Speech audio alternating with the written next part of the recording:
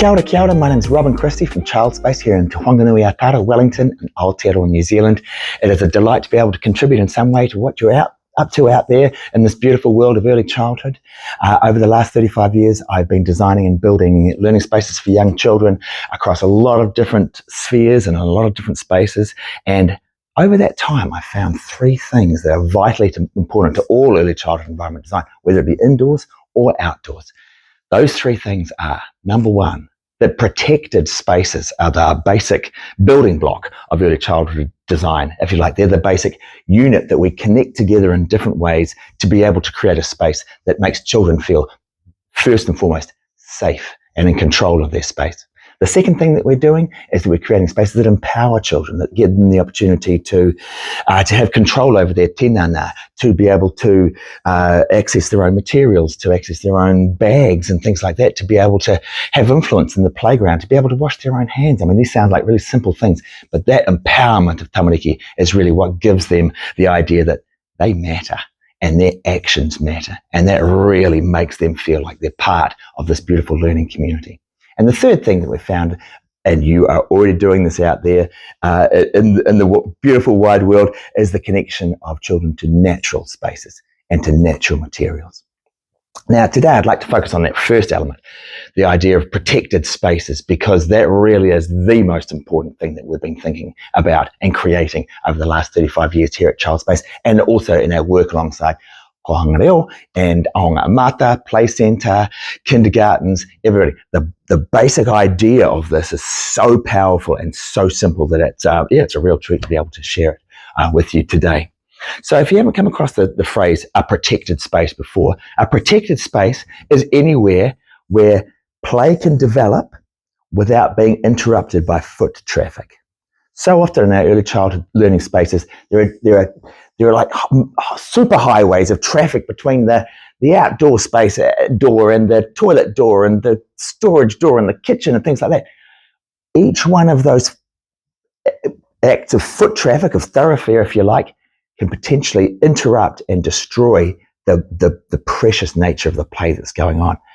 What a protected space is, it's an area, potentially in a corner, potentially on a change of level, that is essentially out of that flow path, that's out of that thoroughfare, which means that the play in there can develop naturally over time, and children are really invested in it because they know that at any second it's not going to get knocked over by somebody who's going from the sandpit to the swing set, for example.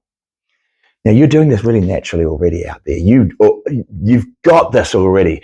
What I'm saying is I'm formalizing it in a way so that at night, like me, when you close your eyes, what you see is a series of protected spaces connected by thoroughfares. In the past, historically in early childhood, we've created spaces like the home corner and the science corner or the block corner or whatever it is. What's making those spaces so vital and so special isn't the fact necessarily that they're a corner, it's that they are protected from that flow path. There's no foot traffic going straight through that place. That's what makes them so valuable. In some ways, you can think about it as a road that has a series of cul-de-sacs coming off it, or a corridor through a home that has rooms coming out of it.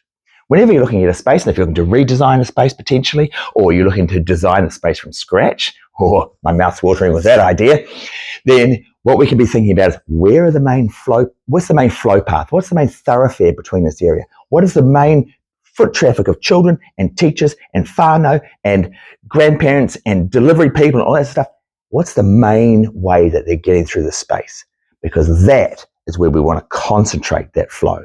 And then we're thinking, right, well, how can we create these spaces that come off that thoroughfare that are essentially dead ends? And it's what I'm talking about is just as applicable in the outdoors as well. In fact, that's sometimes where I see the lack of protected spaces most prominently, because some kayako are thinking, right, we need a great big open wide space that has got as much visual supervision as possible. But of course, you'll have all seen it in your own practice out there, that if you've got a space that's completely open and it doesn't have hiding places or retreat spaces or protected spaces like I'm talking about, the kind of play that tends to dominate in those spaces is the big body, confident, playfully aggressive kind of play.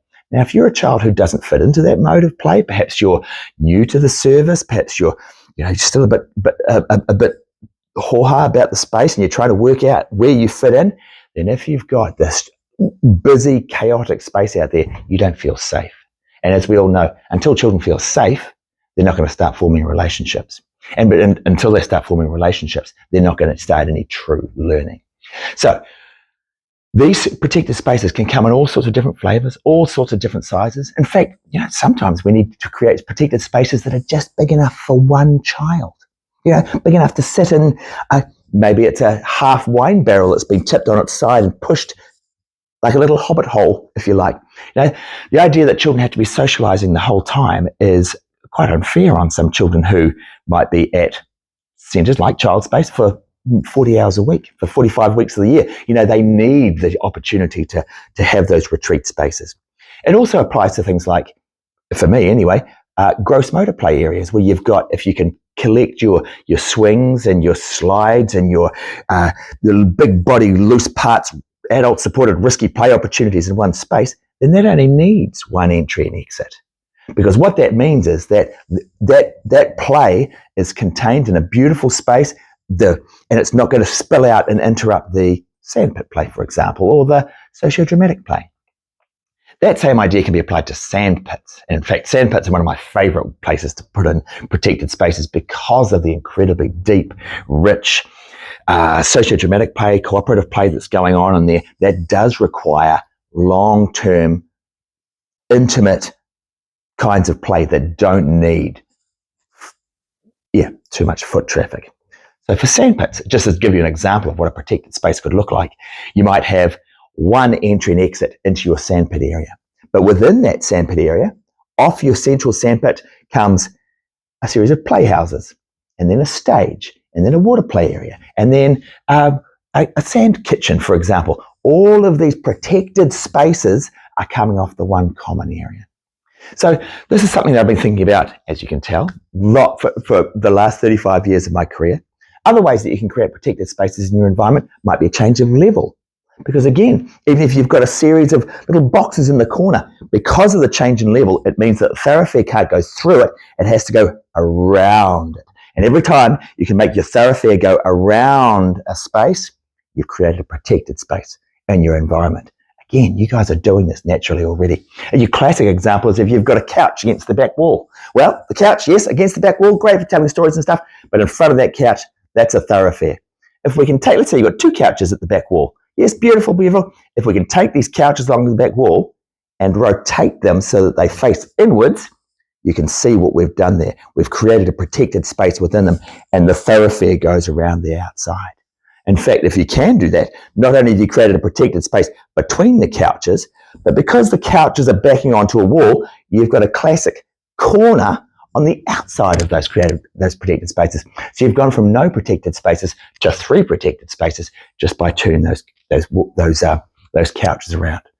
Again, you're doing this naturally already, but please, when you're thinking about designing or redesigning your spaces, for me personally, the basic building block of early childhood environment design is the idea of a protected space. Good luck out there, and we'll hope to see you again soon. Kia ora.